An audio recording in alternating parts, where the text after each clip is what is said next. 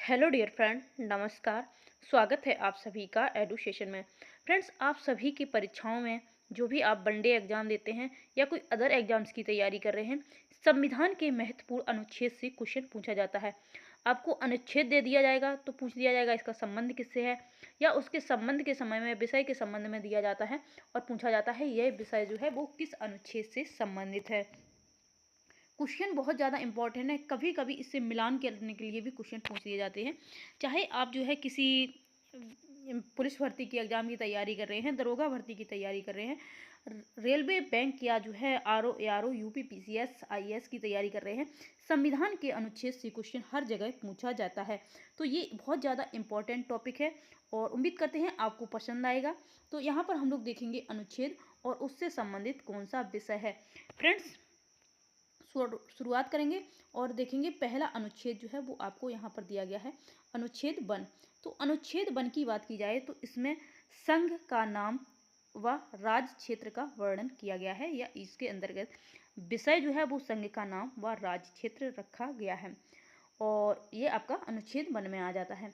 अनुच्छेद 2 की बात करेंगे तो नए राज्यों का प्रवेश व स्थापना, तो ये आपका अनुच्छेद 2 के अंतर्गत आएगा।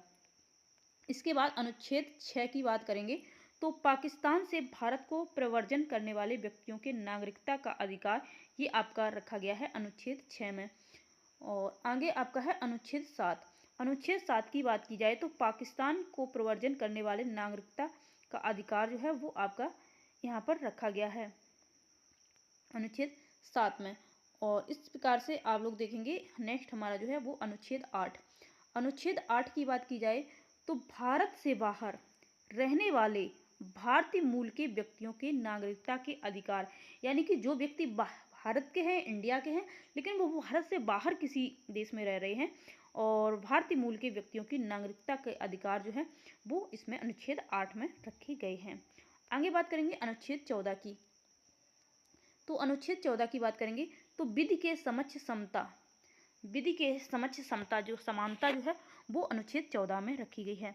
अनुच्छेद 15 की बात करेंगे तो अनुच्छेद 15 में धर्म, मूल, वंश, जाति, लिंग या जन्म स्थान के आधार पर विभेद या भेदभाव का निषेध जो है वो आपके अनुच्छेद 15 में रखा गया है। नेक्स्ट, और यहाँ पर देखेंगे अनुच्छेद 16। अनुच्छेद 16 की बात की जाए तो लोक नियोजन के विषय में अवसर की समानता, तो ये आपका है अनुच्छेद 16 में। अनुच्छेद 17 देखेंगे, बहुत ज़्यादा वेरी मोस्ट इम्पॉर्टेंट है और यहाँ से क्वेश्चन बहुत ज़्यादा पूछा जाता है।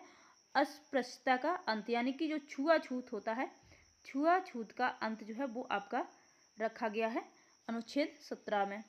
इसके बाद देखेंगे अनुच्छेद 18। अनुच्छेद 18 में उपाधियों का अंत जो है वो अनुच्छेद आपका 18 में रखा गया है। ये भी बहुत ज़्यादा एग्जाम्स में पूछा जाता है।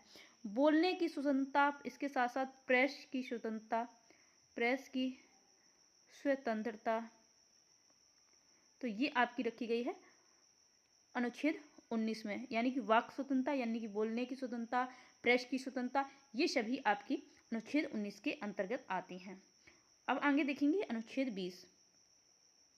अनुच्छेद 20 की बात की जाए तो अपराध के लिए दोष सिद्धि के संबंध में संरक्षण, यानी कि किसी पर कोई अपराध लगा दिया गया है तो उसे अपने पक्ष में किसी को बोलने के लिए या उसको संरक्षित किस प्रकार से वो रह सकता है, अपना वकील वगैरह करने की जो जो यहाँ पर इसको आज़ादी होती है, वो अनुच्छेद 20 से रखी गई है। अनुच्छेद 21 की बात करें तो यहाँ पर आपको प्राण एवं दैहिक स्वतंत्रता जो है वो आपकी अनुच्छेद 21 में है। अनुच्छेद 21 आ में प्रारंभिक शिक्षा का अधिकार, जो कि आपका 6 से 14 वर्ष के बालकों के लिए है, वो आपका अनुच्छेद 21 का में रखा गया है और वेरी मोस्ट इम्पोर्टेंट है। यहाँ से आपके एग्जाम्स में क्वेश्चन कंटिन्यू पूछे जाते हैं। ये सभी ही इम्पॉर्टेंट हैं, आप सोच ही नहीं सकते किसको छोड़ दें और किसको याद करें। अनुच्छेद 23 की बात करें तो बालात, श्रम व मानव के दुर्व्यवहार का निषेध जो है वो आपका अनुच्छेद 23 में रखा गया है। और आगे चलेंगे जहाँ पर हम लोग देखेंगे अनुच्छेद 24। अनुच्छेद 24 की बात की जाए तो कारखानों में बाल श्रम का निषेध जो है वो आपका 24 में रखा गया है। अनुच्छेद 25 धर्म के आचरण व प्रचार की स्वतंत्रता जो है वो आपकी अनुच्छेद 25 में रखी गई है। अनुच्छेद 26 की बात करी जाए तो धार्मिक कार्यों के प्रबंध की स्वतंत्रता जो है वो आपके अनुच्छेद 26 में रखी गई है, यानी कि कोई भी किसी भी धर्म को मान सकता है, उसमें श्रद्धा रख सकता है, भाव रख सकता है। तो ये आपका अनुच्छेद 26 के अंतर्गत आता है। अनुच्छेद 29 की बात करी जाए तो अल्पसंख्यक वर्गों के हितों का संरक्षण जो है वो अनुच्छेद 29 में आता है। अनुच्छेद 32 की बात की जाए तो मूल अधिकारों के संरक्षण की गारंटी जो है वो अनुच्छेद 32 के अंतर्गत आती है। और डॉक्टर भीमराव अंबेडकर ने अनुच्छेद 32 को संविधान की आत्मा भी कहा है। क्या कहा है? संविधान की आत्मा, संविधान की आत्मा कहा है। तो ये बात भी आपको याद रखना है, अनुच्छेद 32 को बोला है भीमराव अंबेडकर ने। नेक्स्ट है अनुच्छेद 38। तो ये राज्य लोक कल्याण की अभिवृद्धि के लिए है आपका अनुच्छेद 38। आगे चलेंगे, देखेंगे अनुच्छेद 39 का। अनुच्छेद 39 का को बताएं यहाँ पर, तो समान न्याय व निःशुल्क विधिक सहायता। अनुच्छेद 40 की बात की जाए तो ये आपका ग्राम पंचायतों का गठन उससे संबंधित है। अनुच्छेद 43 कर्मकारों को निर्वाह मजदूरी से संबंधित है। नेक्स्ट आपका है अनुच्छेद 44 जो कि नागरिकों के लिए एक समान सिविल संहिता, यानी कि 4-4 दोनों में समान है। तो ये समान सिविल संहिता, इससे आप जो है इसे याद कर सकते हैं, इसे रिलेट करके। नेक्स्ट है अनुच्छेद 45 बालकों के लिए निःशुल्क एवं अनिवार्य शिक्षा का उपबंध जो है वो आपके अनुच्छेद 25 में है। अनुच्छेद 46 की बात की जाए तो अनुसूचित जाति एवं जनजाति व अन्य दुर्बल वर्गों के लिए शिक्षा और अर्थ सहित हितों की अभिवृद्धि जो है वो अनुच्छेद 46 में है। नेक्स्ट है अनुच्छेद 48। तो कृषि और पशुपालन का संगठन जो है वो अनुच्छेद 48 के अंतर्गत आता है। नेक्स्ट है अनुच्छेद 48 का, तो पर्यावरण का संरक्षण और संवर्धन जो है वो आपका अनुच्छेद 48 का के अंतर्गत आता है। नेक्स्ट है अनुच्छेद 49। तो अनुच्छेद 49 जो है वो राष्ट्रीय महत्व के स्मारकों, स्थानों और वस्तुओं का संरक्षण जो है वो आपका आता है। राष्ट्रीय महत्व के जो भी स्मारक हैं, स्थान और उनकी संरक्षण वो अनुच्छेद 49 के अंतर्गत आते हैं। नेक्स्ट है आपका अनुच्छेद 50। तो कार्यपालिका का न्यायपालिका से पृथक्करण, तो ये आपका अनुच्छेद 50 के अंतर्गत आता है। अनुच्छेद 51 जो है वो अंतर्राष्ट्रीय शांति एवं सुरक्षा की अभिवृद्धि से संबंधित है। आगे देखेंगे नेक्स्ट आपका अनुच्छेद 51 का, तो ये मूल कर्तव्य से संबंधित है। अनुच्छेद 52 ये भारत में एक राष्ट्रपति होंगे, यहाँ पर इनके पद से संबंधित है। और इनका निर्वाचन की बात की जाए तो राष्ट्रपति का निर्वाचन आपका अनुच्छेद 54 से संबंधित है। यानी कि 52 में ये बात कही गई है कि भारत देश जिसमें एक राष्ट्रपति होगा, तो ये अनुच्छेद 52 में आएगा। और अनुच्छेद 54 की बात करें तो उनका निर्वाचन किस प्रकार से है, तो ये सारी चीज़ें जो है वो इसमें हैं। अनुच्छेद 60 की बात करें तो राष्ट्रपति के शपथ से संबंधित आपका अनुच्छेद जो है 60 है। अनुच्छेद 61 जो राष्ट्रपति पर महाभियोग लगाने के संबंध में है, तो ये सभी इंपॉर्टेंट हैं। अनुच्छेद 63 जो है भारत के उपराष्ट्रपति का पद से संबंधित है। और अनुच्छेद 66 उपराष्ट्रपति के जो है निर्वाचन से संबंधित है। अनुच्छेद 72 की बात की जाए तो राष्ट्रपति को रिट जारी करने की शक्ति जो है वो अनुच्छेद 72 में इसका जो है उल्लेख किया गया है। और आगे देखेंगे अनुच्छेद 74। तो अनुच्छेद 74 की बात की जाए तो राष्ट्रपति को सहायता और सलाह देने के लिए मंत्रिमंडल परिषद जो होती है वो आपके अनुच्छेद 74 के अंतर्गत आती है। नेक्स्ट है अनुच्छेद 76। तो ये है भारत का महान्यायवादी एक जो है वो उसके पद के संबंध में। अनुच्छेद 79 जो है वो इसमें एक जो है अपने संसद की, देश की संसद की बात कही गई है। अनुच्छेद 80 राज्यसभा की संरचना जो कि बहुत ज़्यादा इम्पोर्टेंट होता है। अनुच्छेद 81 लोकसभा की संरचना से है। फ्रेंड्स सभी अनुच्छेद बहुत ज़्यादा इंपॉर्टेंट है, आपको फुल वीडियो को वॉच करना है। और वीडियो पसंद आ रही हो तो वीडियो को लाइक कर दें। और सभी कोई भी एग्जाम्स आप देने वाले हैं सभी के लिए ये वीडियो हेल्पफुल है, ये नहीं है कि कोई पर्टिकुलर एक जो है एग्जाम के लिए। अनुच्छेद 87 की बात की जाए तो राष्ट्रपति का विशेष अभिभाषण से संबंधित है। अनुच्छेद 89 राज्यसभा के सभापति व उपसभापति से संबंधित है। अनुच्छेद 93 की बात की जाए तो लोकसभा के अध्यक्ष और उपाध्यक्ष से ये संबंधित है। नेक्स्ट है आपका अनुच्छेद, और यहाँ पर विषय दिए गए हैं। तो अनुच्छेद 110 जो कि आपका धन विधेयक से संबंधित है। अनुच्छेद 112 में वार्षिक वित्तीय विवरण का जो है ये विषय रखा गया है। अनुच्छेद 114 विनियोग विधेयक का विषय रखा गया है। अनुच्छेद 117 में वित्त विधेयक का जो है विषय रखा गया है। अनुच्छेद 123 जो कि बहुत ज़्यादा इम्पोर्टेंट है और राष्ट्रपति का अध्यादेश से संबंधित है। अनुच्छेद 124 उच्चतम न्यायालय से संबंधित है। फ्रेंड्स आगे देखेंगे अनुच्छेद 139 उच्चतम न्यायालय को रिट जारी करने की जो शक्ति होती है वो अनुच्छेद 139 में इसका जो है उल्लेख किया गया है।